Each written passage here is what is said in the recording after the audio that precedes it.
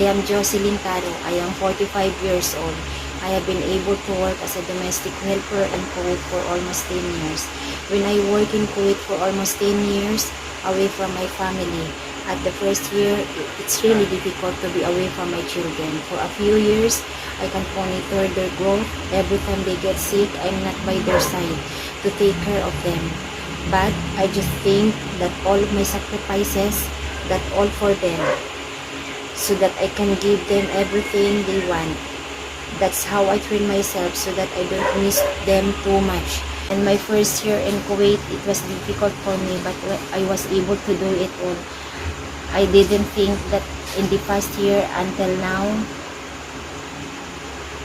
I can't quite imagine that I've only just spent almost 10 years as a domestic worker in Kuwait with just one employer only.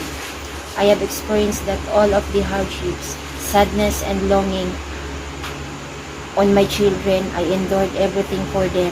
I could handle everything. Sometimes the behavior of my boss, sometimes not good. But I endured everything. Sometimes she shouted at me every time I made a mistake. I just don't say a word every time she get mad at me. I just cry only in my room.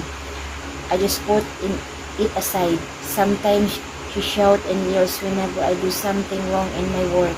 I can handle all that for a long time. All of that I endured for 10 years because I think if I give up and go home to the Philippines with nothing or only a little money, it will be harder because my children will be more affected.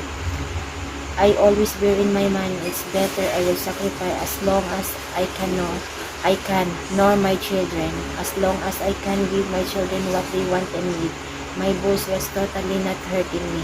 Even she shouted and bumped, that's okay. I told myself it will take time too, that I will go home to the Philippines and I will leave my boss, and I will make sure that at the time I will in Kuwait without remorse and devote, that I will leave my boss because I am filled with her habit. I no longer have patience with her. I just thought always that I really can to leaving her.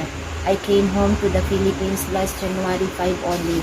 Never returned to Kuwait again. I decided to study as a caregiver because I know that of being an OFW is not over yet, because I will leave again when I finish the course now as a caregiver. All I can really say that being an OFW is not an easy, but I was able and I will still be able to live again. All the trials that I will come to me, I will be able to handle, and I know I can handle it for my family.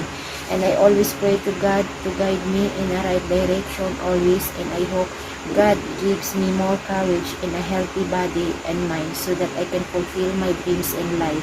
Thank you.